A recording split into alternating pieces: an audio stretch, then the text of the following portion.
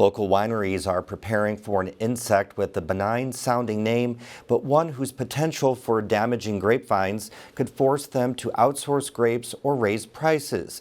Isabella Vesperini is here to tell us more about the impact of the spotted lanternfly. Spotted lanternflies are an invasive species that have been seen increasingly in Indiana. Their preferred host tree is the Tree of Heaven, with over 100 in Bloomington and one just right behind me here in the tailgating fields. Experts say this is a key spot for them to be introduced. Spotted lanternflies often hitchhike and travel via transport, such as on trucks and trains. People come here from out of state and maybe spend the night. There is the possibility that depending on the time, they might have some spotted lanternfly individuals hitching a ride over. While not harmful to humans, they suck sap out of plants and produce a honeydew that can create mold and curb plant growth. They will feed on up to 20 tree species, including grapevines.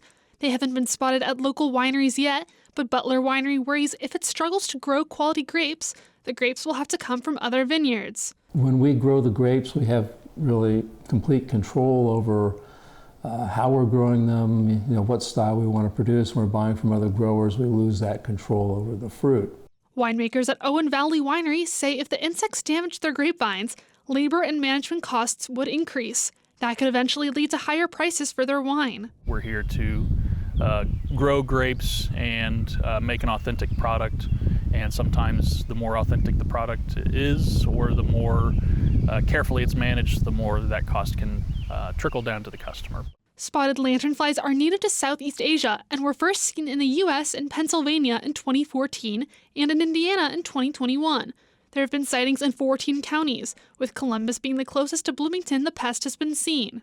They'll generally be gray, and oftentimes people talk about the red, bright colors that flash out at them. That only happens when they're flying or their wings are expanded.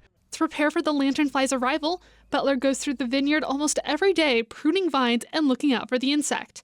He also uses an insecticide. We already have material on hand. It's just a matter of really getting the timely application. Leader Brand doesn't want to rely too much on using insecticides to remove spotted lanternflies. I could napalm the vineyard with insecticide and remove it of most life if I wanted to, but at the end of the day, like I said, being a good steward to the earth that we participate on and live on, making sure that none of these things affect other living organisms as well. If spotted lanternflies become established in the area, Butler says the vines will slowly lose nutrients and decline in quality. Well, in the long run, if we can't grow grapes, we can't have a winery.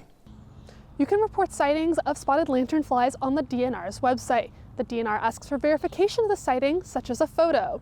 Reporting from the tailgating fields for Indiana News Desk, I'm Isabella Vesperini.